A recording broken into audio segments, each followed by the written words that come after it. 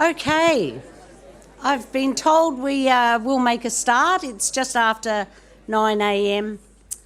My name's Maxine Sharkey. I'm the General Secretary of the New South Wales Teachers Federation, and on behalf of our members, I warmly welcome you to Federation House. Please make yourself at home as long as you are here. I will inform you of some housekeeping details shortly, but first I would like to ask Nancy Penfold to come and do an acknowledgement to country for us. Thanks, Nance.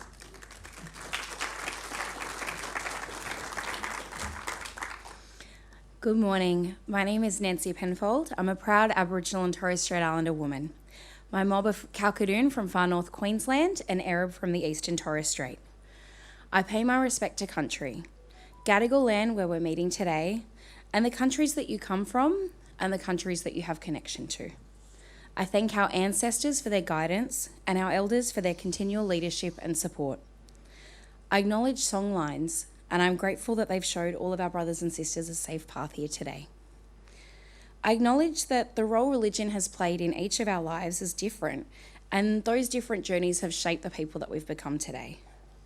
I acknowledge the important work of Secularism Australia and the important journey that we begin.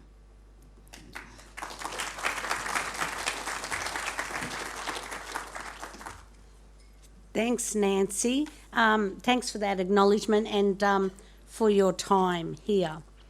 So this is a COVID-safe venue. We have high-rating air conditioning units as well as strategically placed air ventilators. We encourage people to adhere to COVID-safe practices while you are here. Now, in the event of an emergency, if you hear an alarm, whoop, whoop, it usually gives us a message. The message is for us to leave via an exit. There are two here on the at the ground level, and there are two up the back, and up the back takes you down a flight of stairs to where you came in to the auditorium. So please proceed clearly to the marked green exits, and we meet outside the main double doors there in Reservoir Street. We can meet in Reservoir Street, or the other side there's an exit at Wright Lane. But there won't be an evacuation, so don't worry about that. But should we have any emergency, there is a first aid kit and defibrillators located out in the mezzanine. Now, Federation has a long history of defending secular public education. We defend the right of all people to peacefully practice their preferred religion, if that is their want, as well as the right for those who choose to be free from religion.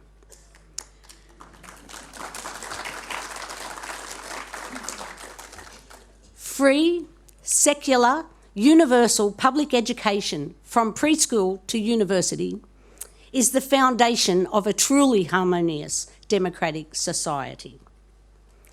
I would truly like to thank the organisations who are sponsoring this event: the Secular Association of New South Wales, Humanists Victoria, Rationalist Society of Australia, National Secular Lobby, Plain Reason, and Humanists Australia. In particular, we want to give special mention to Max and Meg Wallace of the Secular Association of New South Wales for the generous contribution that helped make this event possible in the first instance.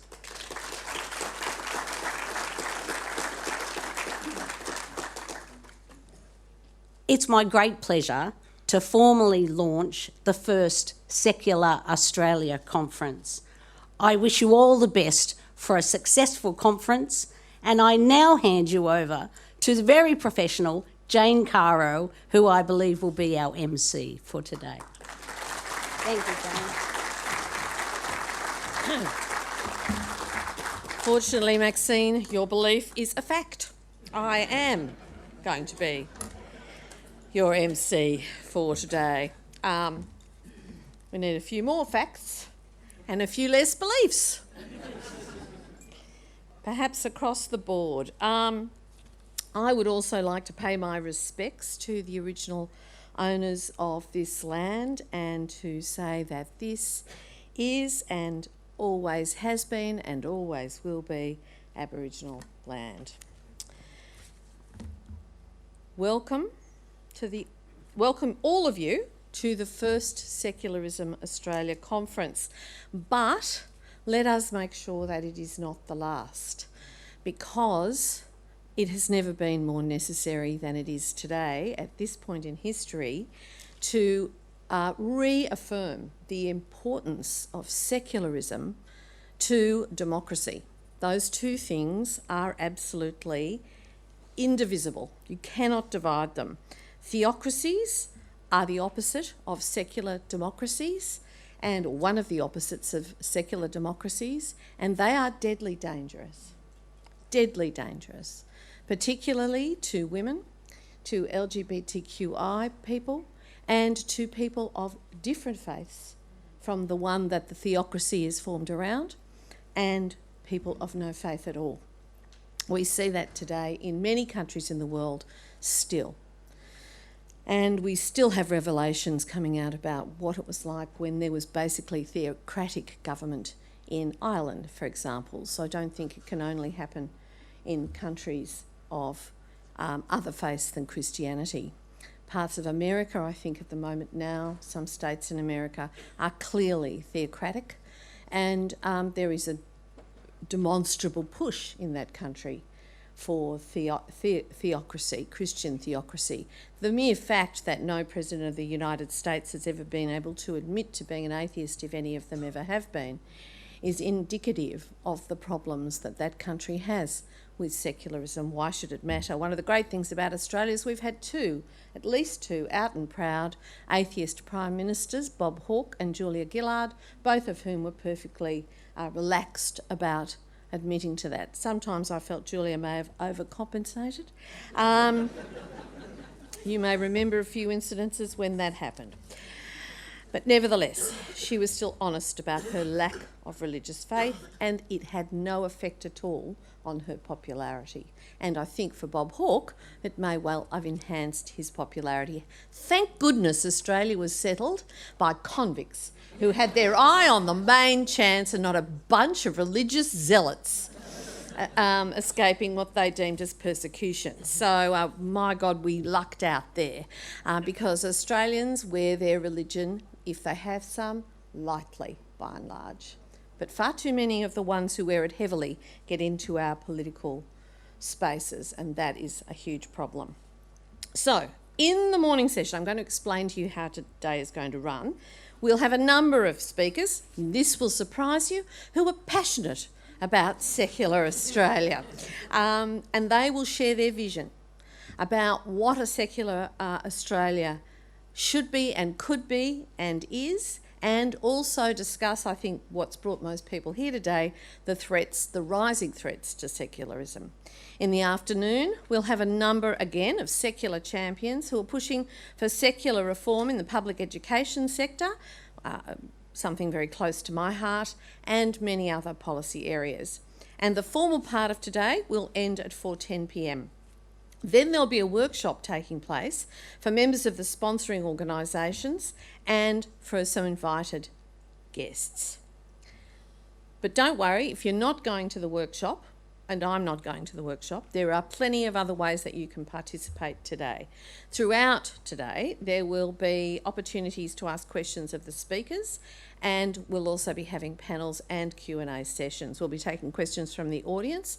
So if you get a chance to ask a question, I'm going to address this specifically to many of the women in the audience. Don't think my question's stupid, no one's interested. I'm so sick of it always being blokes asking the questions. Women, ask bloody questions, for goodness sake. How many decades, hundreds of years of feminism? Anyway, that's my rant for that. Put your hand up and ask the question. There are no stupid questions. There's only the stupidity of being afraid to ask a question. But there are stupid ways to ask a question, so I'm going to point that out as well. You will notice that I've used the word question. There is an actual meaning to the word question, and it means I want you to tell me more about what you think, not I'm pretending to ask a question because I want to tell you what I think, okay? So keep it to the point, and after a few beats, if you ain't got to your question, I'm going to be coming for you, okay? Fair warning. Now, we'll get to the vision thing, which of course is non-believers, though I'm sure there are believers in the room as well, but I'm a non-believer, so as a non-believer, I'm always right into the vision thing. Not. The idea for this event came about because of the desire to promote a stronger voice for secularism and to facilitate networking and collaboration among pro-secular community groups and people. Because I think there is actually much unspoken support for secularism, but there isn't, it's scattered, it's diffuse, and as yet a lot of people just take it for granted. They don't understand how under threat it is. So this was an idea to bring that together, and it's in its infancy, but this is where we start to build that movement that stands up for the very, very important freedoms that are only possible in secular societies.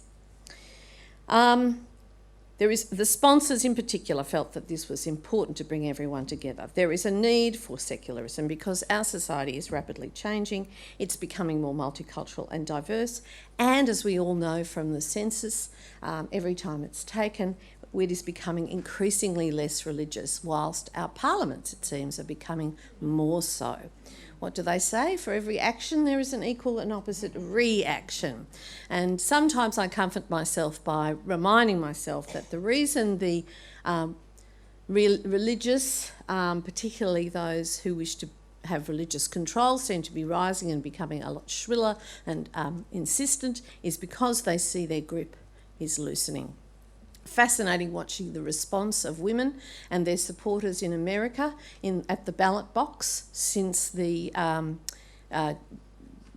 rebuttal of Roe v. Wade. That has been an interesting reminder to the very religious that their reforms are not as popular as they'd thought. You'd think taking away people's ability to have sex without worrying about pregnancy might have warned them that people like pleasure and like having sex and that perhaps they were riding the wrong horse, but I digress.